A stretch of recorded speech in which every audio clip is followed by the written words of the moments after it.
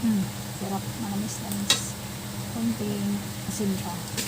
Manamis-namis dahil sa kalabasa at carrots. Sarap ng lasa. Panalo talagang gulay. Kaya sa mga hindi kumakain din na gulay yan, gawin mo lang ito kasi balik mo sa lumpia rato yan. Sarap.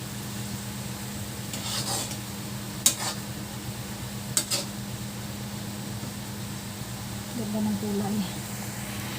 Yan na. Ganda ng kulay. Simpleng food.